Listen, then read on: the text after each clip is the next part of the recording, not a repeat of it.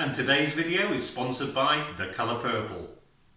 This Filipino-inspired dessert is coloured and flavoured with purple yam, and you get 2 desserts for the price of 1. Here's the ingredients. I've also popped them down below.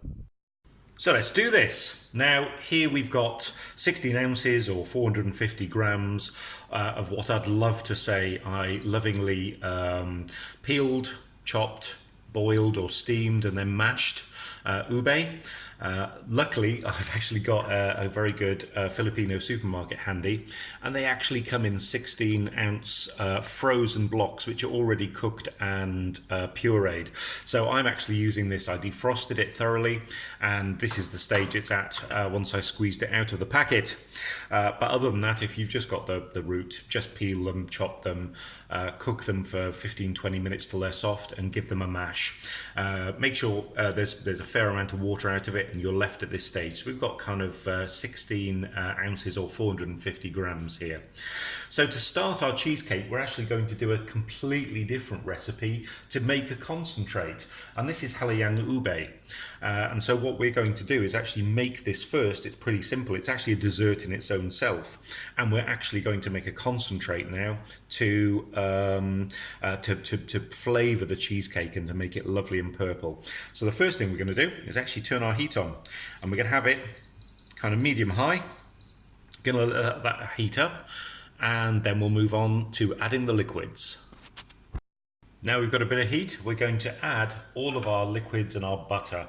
And I've literally got in here probably what is 90% of the ingredients on the ingredients list.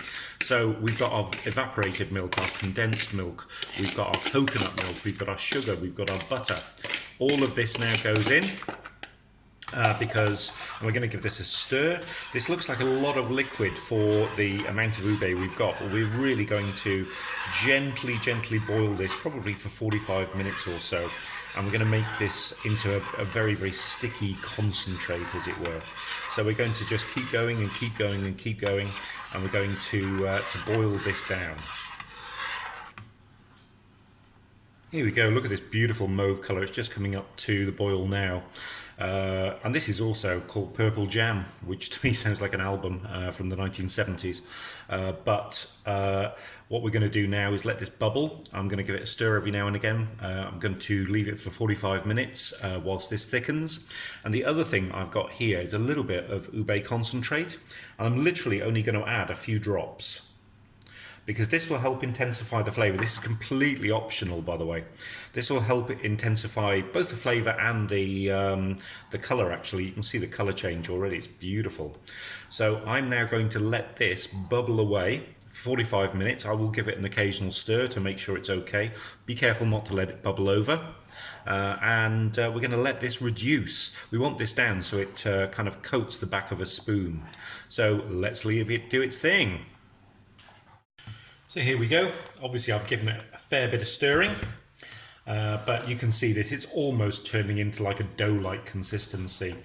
And if we were making this fully as a dessert, believe it or not, you'd add a couple of handfuls, maybe a cup or so, of processed cheese, like mild cheese. Because the actual dessert does actually taste a little cheesy, and this helps thicken it up. But because this is going into a cheesecake, I'm going to miss that step out. So as far as I'm concerned, this is our concentrate that's ready, and I'm going to let this chill and cool now, and then we can get on and actually make the cheesecake. And now it's time to work on the biscuit base for our cheesecake. I'm using a 9-inch springform pan. I've got a whole pack of biscuits here, which is 250 grams or thereabouts.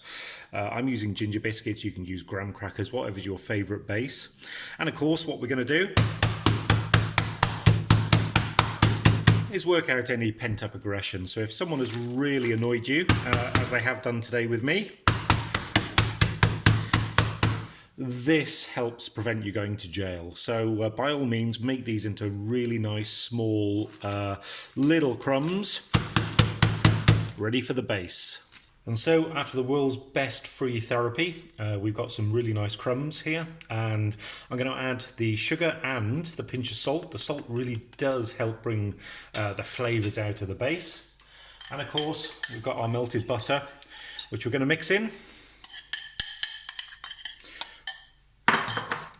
and help solidify the crust. Here we go, nicely buttered, ready for popping into the pan. I do love the smell of these gingery biscuits now they're coated in butter. They smell gorgeous. So let's just even this out as best we can. Press this down so it makes a nice firm base. And don't forget, you can always use the base of a glass or something similar just to make sure you get it nice and even and all pressed down. Here's our base, nicely pressed down and firm. Just going to pop that now in the fridge for 30 minutes or so the butter can firm it up. Here's our cream cheese, ready for the filling. I'm going to add our kind of 2/3, maybe 3/4 of a cup of sugar. And using my little trusty beater, I'm going to mix this so it is nice and smooth and fluffy. By all means do it by hand, but it's going to take a little while by hand.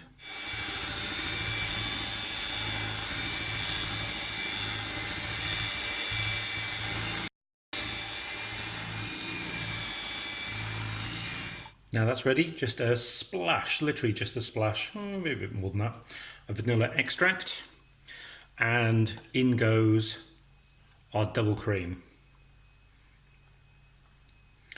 And let's combine all of that, and let's make sure the double cream gets nice and whippy.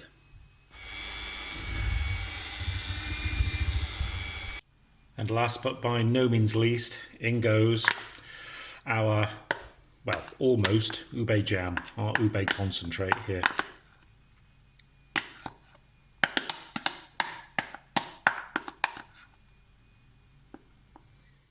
I will say that Halaya just tastes and smells like the most puddingest pudding you have ever had. It's absolutely gorgeous. But you've guessed what comes next. We're just going to slowly beat this in and combine it.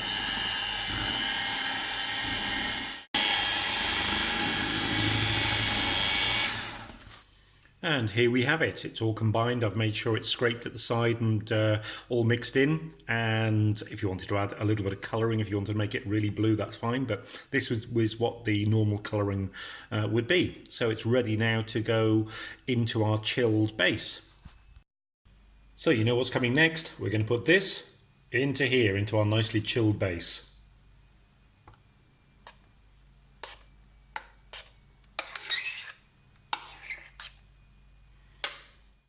And then just to make sure all of the air bubbles are out, give it a few good taps. This is now going to go back in the fridge for at least 4 hours, in my case, overnight. And here we go, colourful and unusual. And here's a few more recipes I think you might like. Check them out and don't forget to like and subscribe to see what's coming next. See you next time.